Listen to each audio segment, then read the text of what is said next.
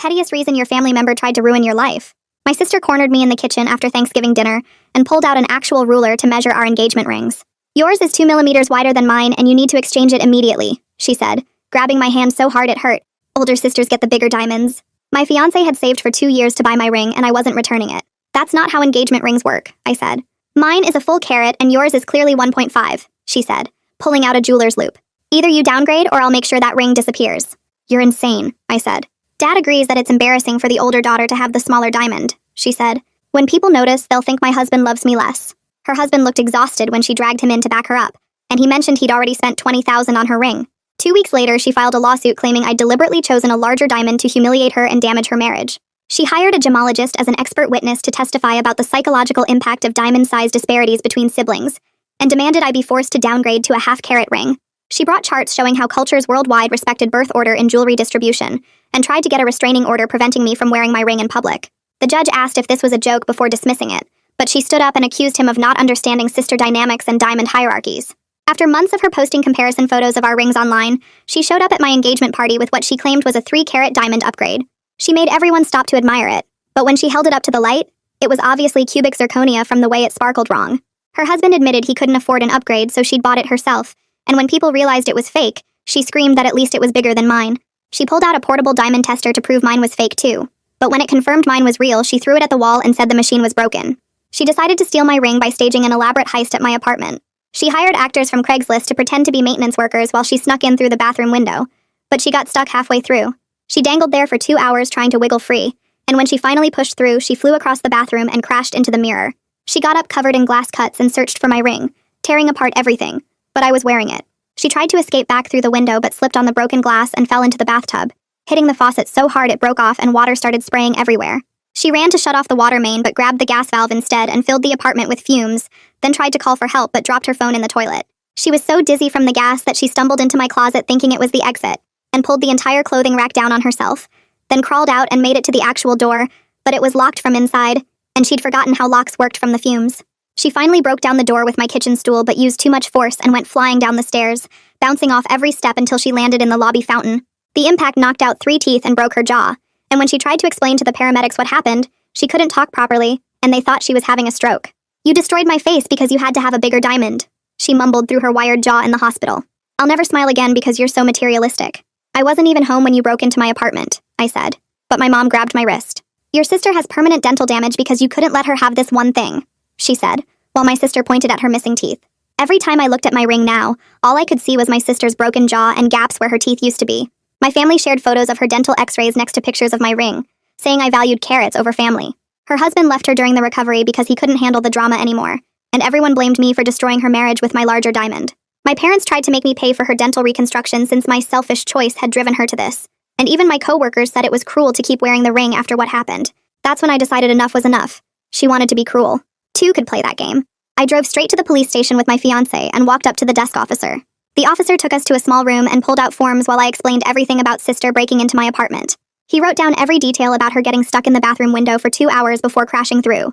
My fiancé showed him photos on his phone of the broken mirror, the destroyed faucet, and the door she'd kicked down.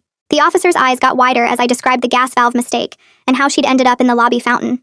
He called in another officer who specialized in property crimes and they both took more notes. They wanted to see the apartment right away, so we drove back with them following in their patrol car. The officers took photos of everything, measuring the window she'd climbed through and documenting the glass still on the bathroom floor. One officer found her blood on the broken mirror pieces and bagged it as evidence. They spent 2 hours photographing every bit of damage and writing down serial numbers from my destroyed belongings. My fiancé kept insisting we needed security cameras immediately, so we drove to the electronics store right after the police left. We bought 4 cameras, 1 for each entrance plus an extra for the hallway. The store employee helped us pick ones that recorded to the cloud so sister couldn't just steal the footage. We spent the whole afternoon drilling holes and running cables through the walls. My fiancé tested each camera with his phone app, making sure they covered every angle. I changed all the locks too, even though sister never had keys, because I couldn't shake the feeling she'd try again. The locksmith installed deadbolts that couldn't be picked and gave us extra keys. My phone rang the next morning and the building manager's voice sounded stressed. He said the damage estimate from their contractor came to $8,000. My security deposit was only $1,500 and wouldn't cover even a quarter of the repairs. He needed the police report for insurance and warned me they might not cover intentional damage by a family member. I emailed him the case number and officer's contact information right away. My phone buzzed with a text from an unknown number, but I recognized sister's writing style immediately. She typed through her wired jaw asking why I was being so mean by calling the police on family. The message was full of typos from her broken jaw, making it hard to type properly. She said I was ruining her life over a stupid ring and begged me to drop everything. My fiancé saw the message and told me to screenshot it but not respond at all. He said we needed to document everything but not give her any ammunition. I saved the screenshot in a folder I'd started called Evidence on my computer. 3 days later, Dad's car pulled up outside our apartment and he started pounding on the door. He demanded I drop the charges because families don't send each other to jail. I showed him the photos on my phone of the destroyed bathroom and thousands in damage. He scrolled through them but just shook his head and said I should have given her my ring. None of this would have happened if you'd just been the bigger person, he said.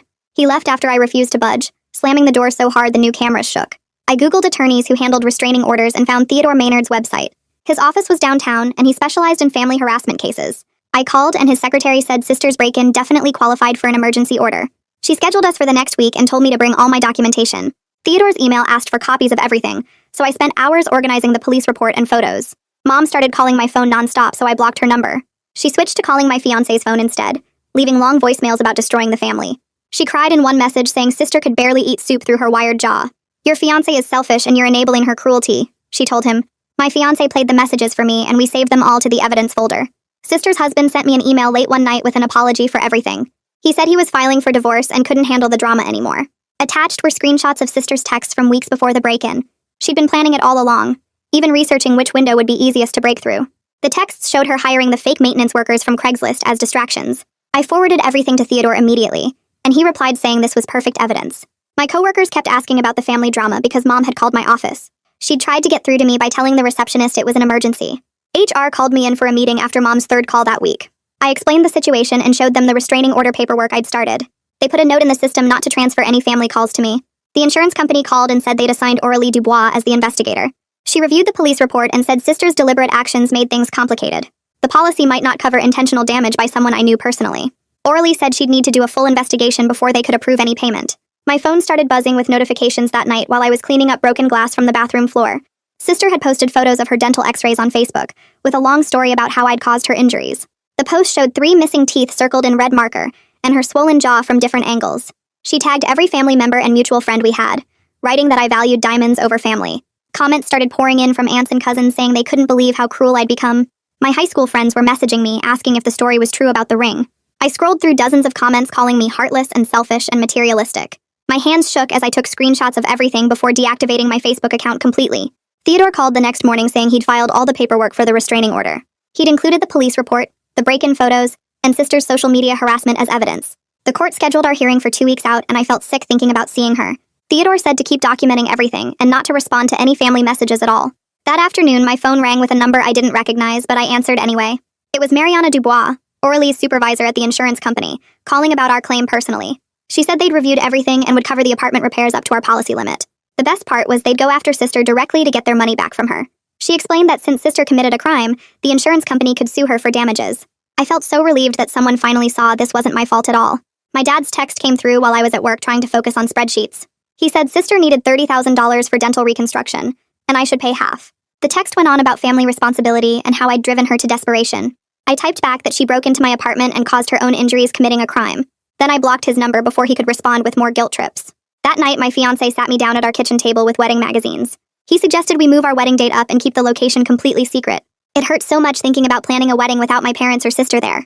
But he was right that she'd definitely try to ruin our special day somehow. We started looking at small venues that could accommodate just his family and our friends. A week passed before sister somehow got my new work email address I'd just created. Her message was pages long, rambling about birth order and respect and family hierarchies. She said younger sisters had to defer to older ones in all major life decisions. The email mentioned ancient traditions and cultural norms that I'd supposedly violated with my ring. Theodore added the email to our evidence file immediately when I forwarded it. He said it showed she wasn't respecting boundaries even with criminal charges pending against her. The restraining order hearing day arrived faster than I expected, and I threw up that morning. Sister showed up to court with her jaw still wired shut, playing the victim perfectly.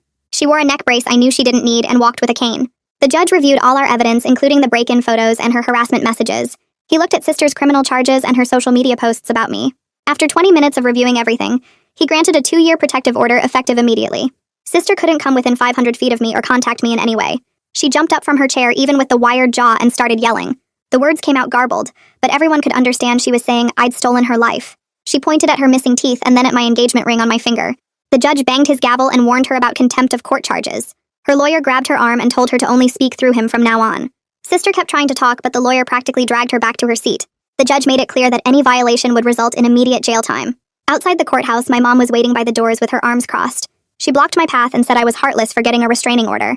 "She's your sister," she kept saying over and over like that excused everything. My fiancé stepped between us, and Mom's face turned red with anger.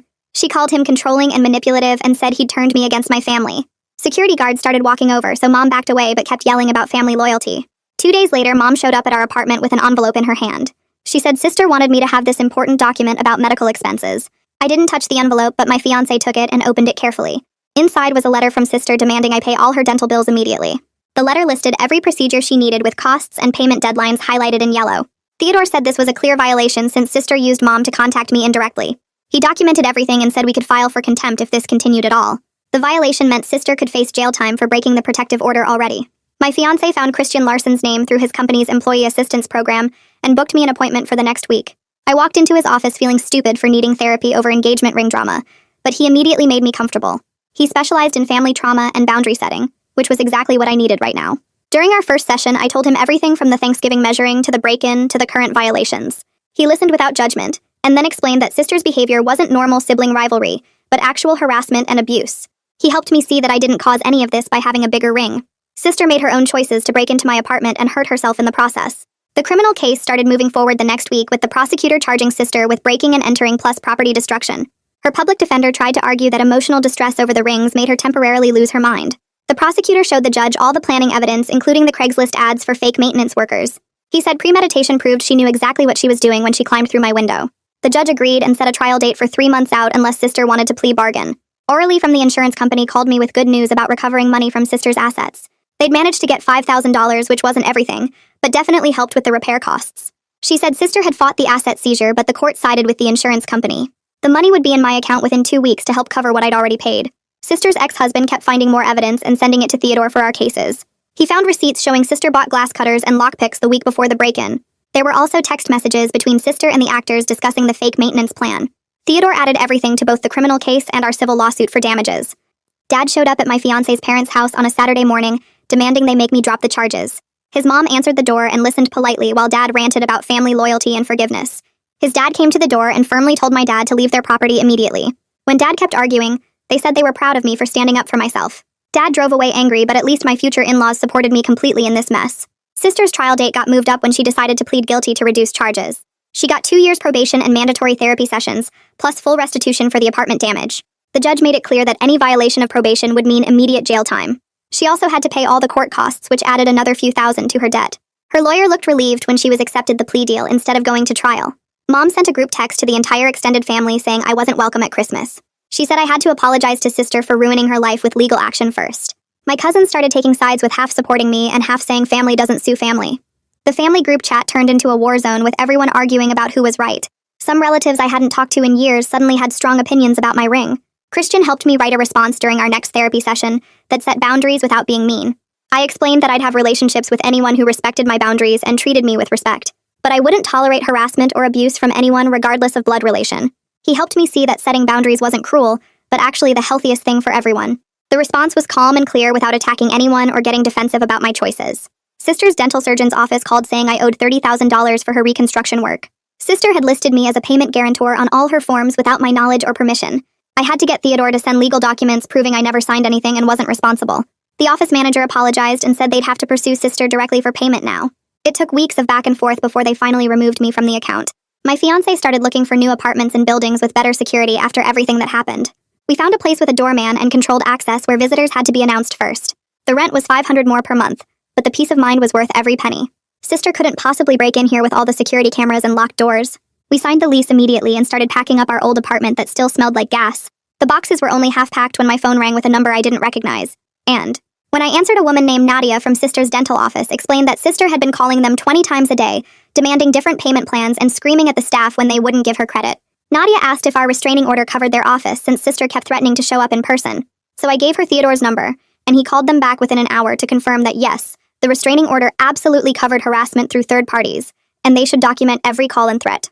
The dental office started recording all her calls after that, and Nadia sent me copies of the voicemails where Sister ranted about how I should be paying since I caused her injuries, which Theodore added to our growing file of restraining order violations. 3 months passed with us settling into the new secure apartment, and I was checking my work email when Dad's message popped up saying sister's divorce was final, and she had to move back in with them because she couldn't afford her own place anymore. He wrote that this was entirely my fault for not just switching rings when she first asked, and now they had to support a 35-year-old daughter with no job, no husband, and dental bills that would take years to pay off. I deleted the email without responding and focused on my work presentation instead, which must have impressed my boss because she called me into her office that afternoon to offer me a promotion with a $20,000 raise. She mentioned how professionally I'd handled all the family drama without letting it affect my work, and the extra money would definitely help cover the thousands in legal fees I'd been paying Theodore every month. The promotion announcement went out to the whole company, and I was finally feeling good about something when our wedding venue called my fiancé's phone, asking about the cancellation requests they'd received. My fiancé put them on speaker, and they explained someone claiming to be me had called trying to cancel everything. But thankfully, we'd set up a password system after sister's other attempts, so they knew it was fake and documented the whole thing, including the phone number it came from. Theodore filed contempt charges the next day using the venue's documentation, plus all the other violations we'd been tracking, and the judge was so fed up with sister's behavior that he sentenced her to 30 days in jail with no possibility of early release.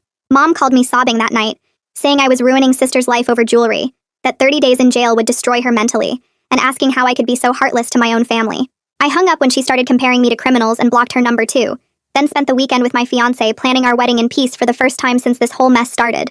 We booked everything under his name only, and gave all the vendors recent photos of sister with strict instructions to call police if she showed up, and we even hired security for the ceremony just to be safe. During my next session with Christian, I broke down crying about the guilt I felt over sister going to jail, even though logically I knew she'd done this to herself. Christian reminded me that I didn't force her through my bathroom window or make her violate the restraining order repeatedly, and that consequences for actions weren't cruelty, but actually the only way she might learn to stop. He helped me work through the difference between being responsible for someone else's choices and protecting myself from harassment, and by the end of the session, I felt steadier about everything. 23 days into her sentence, sister got released early for good behavior, but had to wear an ankle monitor for 6 months as part of her probation terms. She immediately posted online about being a victim of the justice system, and how her own sister had her locked up over a piece of carbon. But most of the comments called her out for breaking into my apartment, and she deleted the posts within hours. My fiancé's parents called that weekend offering to host our wedding at their estate instead of the venue, saying it would be more secure and private with their gated property, and they wanted us to feel safe on our special day. It would be smaller than we originally planned with only 50 guests instead of 200, but we'd be surrounded by people who actually supported our marriage instead of drama and family taking sides. I was addressing invitations with my fiancé's mom when Dad's email came through with just 2 sentences saying he was disappointed in the daughter I'd become and that Mom wouldn't be attending any wedding that sister couldn't attend. I forwarded it straight to Christian without even reading it twice, and during our session we worked through why I'd spent so many years seeking approval from parents who only valued me when I put sister first, and how their disappointment was really about losing control over me rather than anything I'd actually done wrong. The week before our wedding, sister's ankle monitor got removed, and she drove straight to our apartment complex that same afternoon. Our security cameras caught her circling the building 3 times before parking across the street and just sitting there watching our windows for over an hour. My fiancé called the police while I watched her on the camera app, and when the cops pulled up, she tried to drive away, but they blocked her in. She rolled down her window and told them she was just visiting a friend, but they ran her plates and saw the protective order in the system. Theodore called me 20 minutes later saying she'd been arrested for violating the restraining order, and this time the judge wasn't playing around. At her hearing the next morning, the prosecutor showed the security footage plus records of her driving by 4 other times that week we hadn't even noticed. The judge sentenced her to 6 months with no chance of early release this time, and she screamed in court that I was stealing her life. Mom called that night saying she couldn't come to my wedding if sister was locked up because of me, and Dad sent a text saying the same thing. It hurt, but I wasn't surprised anymore, and my fiancé held me while I deleted their messages without responding. Our wedding day came 3 weeks later, and his family filled both sides of the small chapel we'd booked. His mom walked me down the aisle wearing the corsage I'd bought for my own mother, and his dad sat in the front row where mine should have been. The ceremony was beautiful with just 50 people who actually cared about us, and nobody mentioned the missing family or empty chairs. My new mother-in-law had decorated everything in soft pink and white roses, and she'd even hired a photographer to capture every moment. During our honeymoon in Hawaii, we got an email from Theodore saying sister had been moved to the psychiatric wing of the jail. The guards found her drawing hundreds of ring sketches on her cell walls with a pencil she'd hidden, covering every inch with different diamond shapes and sizes. She'd been writing my name under the smaller ones and hers under the bigger ones over and over until they had to put her on medication. We tried not to think about it and spent the rest of our trip swimming and eating fresh fish and watching sunsets from our hotel balcony. When we got home 2 weeks later, there was a for sale sign in front of my parents' house. The realtor told us they needed the money for sister's legal bills and medical costs, and they'd already accepted an offer below asking price. I drove by one last time and saw Mom packing boxes in the garage, but when she looked up and saw my car, she turned away and went inside. 6 months after sister first broke into my apartment, Orly called to say the insurance case was officially closed. They'd recovered what they could from sister's accounts, and her future wages would be garnished once she got a job, though who knew when that would be. The apartment complex had been fully reimbursed for the damage, and our rental insurance had covered our personal items, so at least financially we were whole again. Christian and I decided to reduce our sessions to once a month since I was doing so much better. I could wear my ring without feeling guilty, and I'd stopped checking the security cameras every 5 minutes expecting to see Sister. He said I'd made incredible progress accepting that my family's choices weren't my fault or my responsibility to fix. When Sister got released 8 months after the wedding, she went straight to a halfway house since our parents had sold the house and moved to a small apartment. Her lawyer sent me a letter she'd written saying she forgave me for everything I'd done to her, completely missing the irony that she was in jail for breaking into my apartment. I showed it to Christian at our next session, and we both actually laughed at how she still didn't get it. My husband's parents threw us a reception at their country club since we'd missed having a real party after our small ceremony. His mom gave a speech about how family isn't about blood, but about who shows up for you, and everyone raised their glasses while I tried not to cry. They'd invited all their friends and my husband's coworkers, and it felt like the wedding reception we should have had. About a year after everything started, I was buying groceries when someone called my name by the produce section. It was Sister's ex-husband looking healthier than I'd ever seen him, picking out apples with a woman who was clearly his new girlfriend. He thanked me for standing up to Sister because watching me do it gave him the courage to finally leave. He said he'd been trapped in that marriage for years, afraid of her reactions if he tried to get out, but seeing someone else refuse to give in to her demands showed him it was possible. His new girlfriend seemed nice and normal, and she said she'd heard so much about me and thought I was brave for protecting myself. They invited us to dinner sometime, but we all knew that would be too weird and just smiled and said maybe. I left the store feeling strange but validated, knowing that at least one good thing had come from all this mess. 3 weeks later, Mom's number showed up on my phone while I was making dinner, and I almost dropped the knife I was holding. She left a voicemail asking if we could meet for coffee without Dad or Sister knowing because she missed me and wanted to understand what happened. I played it for Christian at our next session, and he helped me write a response saying I needed more time before any contact. Mom texted back that she understood but hoped I'd change my mind soon, and I blocked her number because seeing her messages made my chest tight. 2 months after that, I was sitting on the bathroom floor staring at 3 positive pregnancy tests lined up on the counter. My husband found me there 20 minutes later and sat down next to me, both of us looking at those pink lines that changed everything. He said maybe we shouldn't tell my family yet, since they'd probably find a way to ruin this too, and even though it hurt knowing my parents wouldn't know about their grandchild, I knew he was right. We told his parents that weekend, and his mom cried happy tears while his dad started planning which room would be the nursery when we visited. Sister finished her probation around the same time and posted on social media that she was moving to Colorado for a fresh start and new opportunities. She shared photos of her new apartment and job at a dental office, talking about recovery and growth but never mentioning breaking into my apartment or losing teeth or anything real. People commented how brave she was for starting over, and I had to stop looking because it made me want to scream at my laptop. My husband got promoted to senior manager the next month with a huge raise and better benefits. We spent weekends looking at houses in safe neighborhoods with good schools and security systems already installed. We found a perfect place with a gated entry and cameras everywhere, and a master bedroom with a built-in safe where I could lock my ring at night. The previous owners were moving overseas and needed a quick sale, so we got it for less than asking price and moved in before my second trimester started. On my birthday, a card showed up with no return address, just Dad's handwriting inside saying disappointed under the generic birthday message. My husband grabbed it before I could read it again and tore it into pieces, reminding me that I didn't need that negativity while growing our baby. We spent my birthday at his parents' house instead, where they made my favorite cake and gave me baby clothes they'd been secretly buying. 6 months passed and my belly grew rounder while we painted the nursery soft yellow and assembled the crib. I was grocery shopping one afternoon when I saw someone with the same hair as Sister reaching for yogurt in the dairy section. My heart started racing and my hands got sweaty on the cart handle until she turned around, and it was just some random woman who looked nothing like her. I had to sit in my car for 10 minutes before I could drive home, realizing I was still scared even 2 years after the break-in. Our daughter arrived 3 weeks early on a rainy Tuesday morning after 14 hours of labor. My husband's whole family filled the waiting room and took turns holding her while I recovered. His mom kept saying the baby had my smile and my husband's calm nature, and his sister brought me flowers and magazines. The nurses commented on how lucky we were to have such a supportive family, not knowing half of them weren't even blood-related to me. We brought the baby home to our safe house with the cameras and the alarm system that I still checked twice before bed. She slept in a bassinet next to our bed where I could see her breathing in the nightlight glow. My husband would bring her to me for night feedings and rub my back while I nursed, both of us exhausted but happy in our little bubble. His parents came over every few days with casseroles and offers to babysit, so we could shower or nap. They never asked about my family or why they weren't involved, just stepped in and filled those empty spaces without making me feel bad about it. One night I was sitting in the nursery rocking the baby when I looked down at my ring catching the light from the moon outside. The diamond that started everything sparkled on my finger while I held this tiny person we'd made together. This ring wasn't just about the 2 years my husband saved anymore, or the carrot size that drove my sister crazy. It meant choosing the family that chose me back and building something new from the ashes of what I'd lost. It meant learning that love isn't about blood or birth order, but about who shows up when things get hard. Looking at my daughter's perfect fingers wrapped around mine, I knew she'd grow up surrounded by people who'd never make her feel less than for any reason. And that's the lesson tucked inside this story. I always want you to walk away with something you can actually use, not just words. If even one piece gave you a new perspective, that's a win. Subscribe so you don't miss the next one.